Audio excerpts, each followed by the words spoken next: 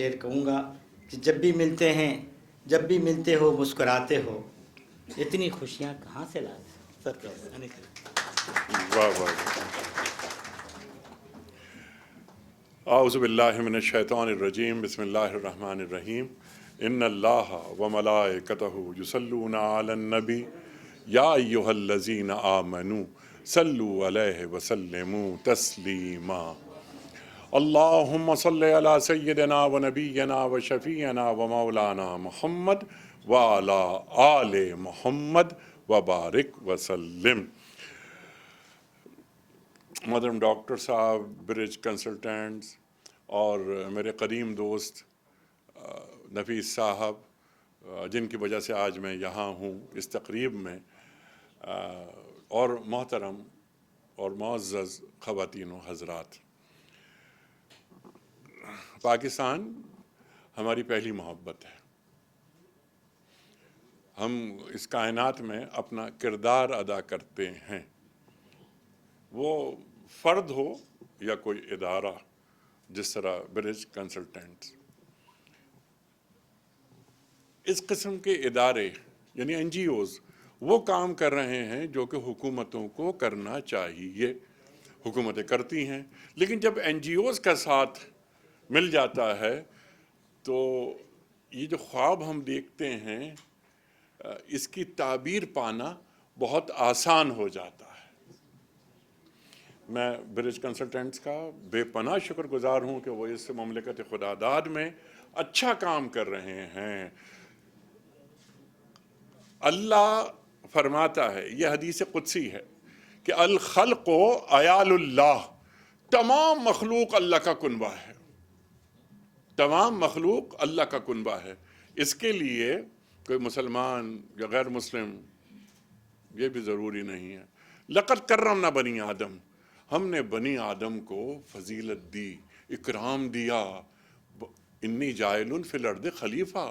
ہم نے کیا کیا کہ ہم نے انسان کو اپنا خلیفہ بنایا، اپنا نائب بنایا.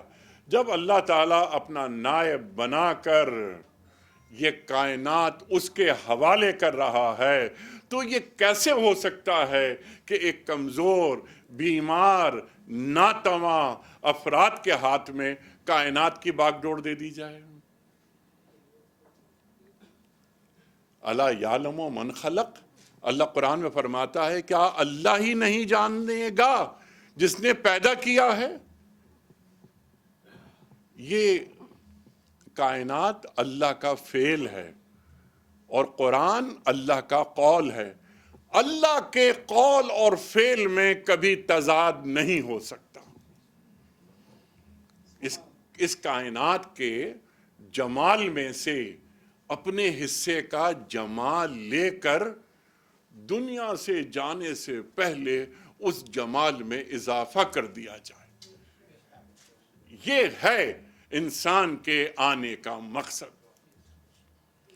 اللہ تعالیٰ سورہ ملک میں فرماتا ہے نا کہ خلق الموت والحیات لیبلوکم ایکم احسن عملا. ہم نے موت بھی پیدا کی، ہم نے زندگی پیدا کی تاکہ یہ دیکھیں کہ تم میں بہترین اعمال کس کے ہیں.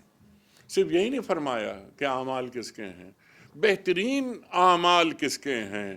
جب انسان سے محبت کرتا ہے، اس کی خدمت کرتا ہے، اس کے آنسوؤں کو پہنچتا ہے، تو معلوم یہ ہوتا ہے کہ یہ الخلق عیال اللہ کی عملی تفسیر ہے. یہ کائنات، یہ خدائی کنبہ ہے.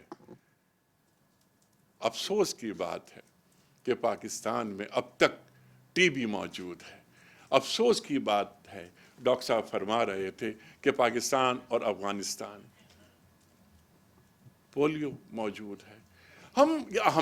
ہمارے ہوتے ہوئے، ہماری موجودگی کے باوجود یہ امراض کیوں ہیں؟ یہ غربت، یہ افلاس کیوں ہے؟ ڈاکٹر صاحب فرما رہے تھے، میں تو میڈیکل سائنس کا آدمی نہیں ہوں، کہ جہاں پر ماحول اچھا نہیں ہوتا وہاں ٹی بی کے پھیلنے کے امکانات بڑھ جاتے ہیں، اور ایک فرد سے 10 افراد تک ٹی بی پہنچ جاتی ہے. ہم نے ٹی بی کا گلا فوراً ہی کیوں نہیں گھونٹ دیا؟ 40 برس پہلی کی اپنی زندگی میں آ جاتا ہوں میں، یہی مسائل میں اس وقت بھی سن رہا تھا. تو کیا 40 برس کے سفر کے بعد ہم وہیں کھڑے ہیں؟ یہ افسوسناک بات ہے۔ ڈاکٹر صاحب، ڈاکٹر جاوید وزیر صحت ہیں، میرے دوست ہیں، بہت قریبی دوست ہیں۔ میں ان کی خدمت میں آپ کی یہ جو معروضات ہیں یہ پیش کروں گا، اور انشاءاللہ تعالی کوئی مسئلہ ہو آپ کا، میں چند گھنٹوں کے لیے کراچی آنے لگا ہوں، حالانکہ یہ میرا شہر ہے، میں 24 کیرٹ کراچائٹ ہوں، میرا خمیر کراچی سے اٹھا، اسی خمیر سے یہی مٹی گوندی گئی تھی کراچی کی۔ میں یہ چاہتا ہوں کہ کراچی تو منی پاکستان ہے نا۔ میں نے بھی کہا تھا کہ پہلی محبت ہماری پاکستان ہے، پاکستان سے ان تمام مسائل کا خاتمہ کیا جائے اور پاکستان کو رہنے کے لائق بنایا جائے، پاکستان سے مایوسی کا خاتمہ کیا جائے۔ جب ہم سب موجود ہیں، ہماری موجودگی کے باوجود یہ مرض کیسے پھل پھول رہا ہے؟ کیا ہم سب ناکام ہو گئے ہیں؟ یہ صرف سماجی ذمہ داری نہیں، یہ صرف اخلاقی ذمہ داری نہیں کہ ہم خاتمہ کریں امراض کا۔ میں ایک چھوٹی سی بات آپ کی خدمت میں عرض کروں، اس اینگل سے بھی دیکھنا چاہیے کائنات کے مسائل کو۔ طارق ابو الحسن صاحب، اللہ تعالیٰ فرماتا ہے قرآن کریم میں کہ بستتاً فی العلم والجسم، ہم نے انسان کو کیا کیا کہ اس کو علم بھی دیا اور اس کو جسم بھی دیا۔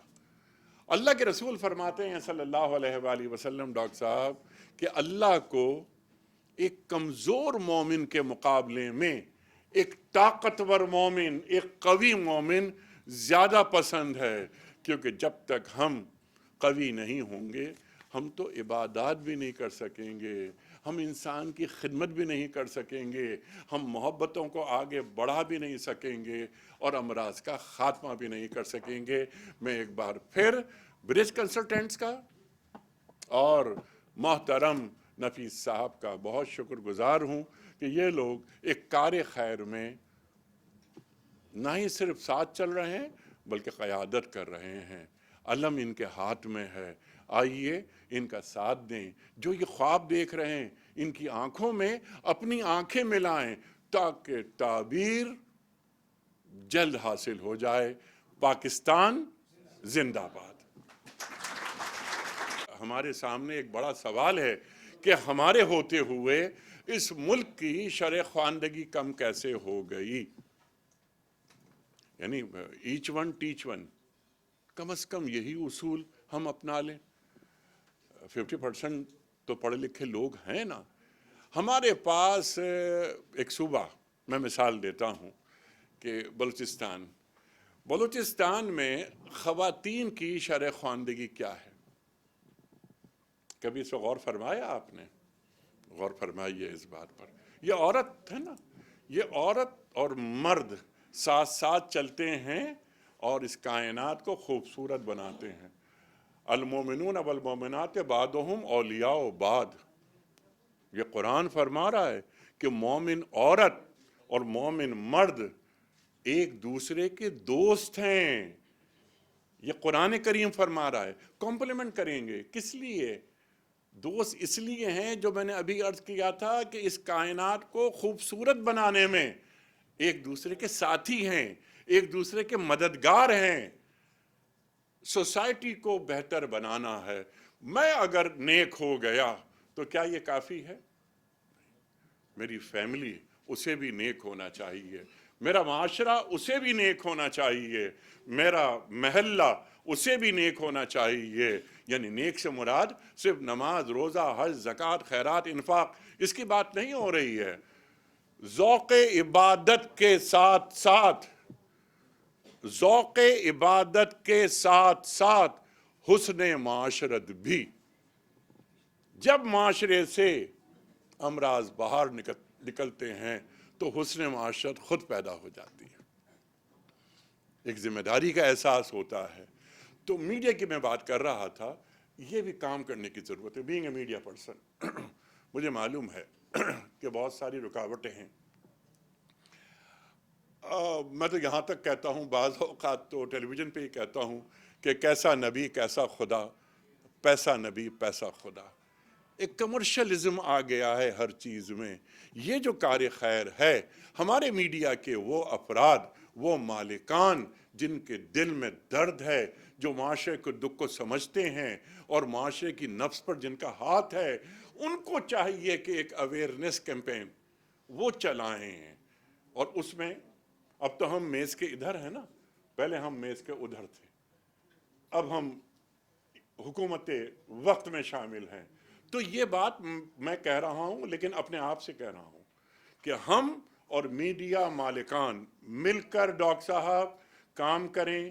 اور آپ تو ٹی وی پہ کام کر رہے ہیں، فوکس آپ نے کیا ہے، تو ایک مرض کیا، ہمارے پاس کتنے امراض ہیں۔